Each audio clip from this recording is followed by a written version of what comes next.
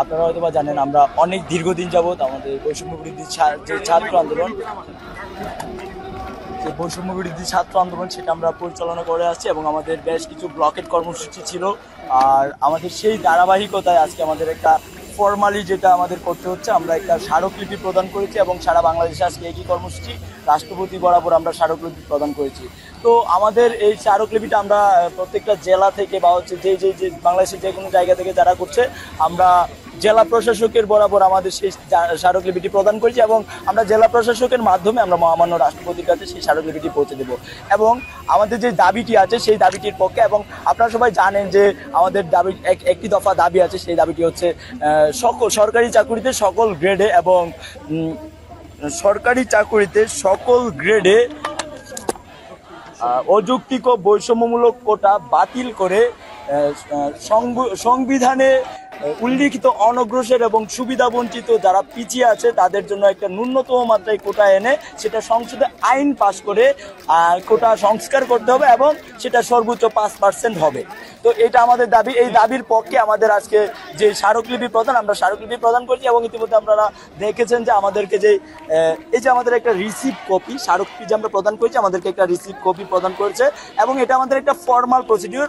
আপনারা হয়তো জানেন যে আমরা অনেক ঘোষণা দিয়েছি যে আমাদের আন্দোলনটা এটা চলমান থাকবে, আমাদের ধারাবাহিকতা থাকবে যতদিন পর্যন্ত আমাদের এই যৌক্তিক দাবি যৌক্তিক আন্দোলনটা সফল না হচ্ছে। আমরা আমাদের যে অবস্থানে আছি আমরা আমাদের অবস্থানে ঠিক থাকবো এবং আমাদের আন্দোলন চালিয়ে যাবো যতদিন পর্যন্ত আমাদের দাবি আদায় না হয়।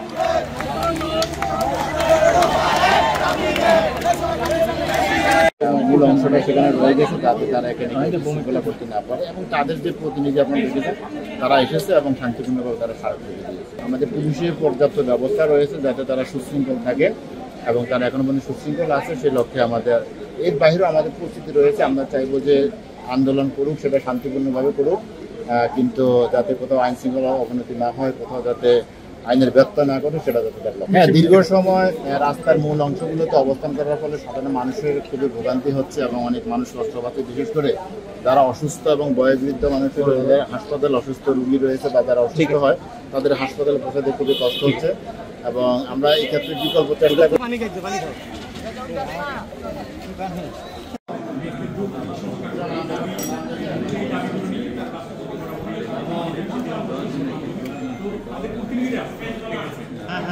এই স্মারকলিপিটা আমরা পাঠিয়ে দেবো, প্রেরণ করবো। না, মৌখিকভাবে কোনো কিছু আমাদের সাথে কথা হয়নি, আমাদের লিখিতভাবে একটি স্মারকলিপি এখানে জমা দেওয়া হয়েছে, এটি আমরা মহামান্য রাষ্ট্রপতি বরাবর পাঠিয়ে দেবো।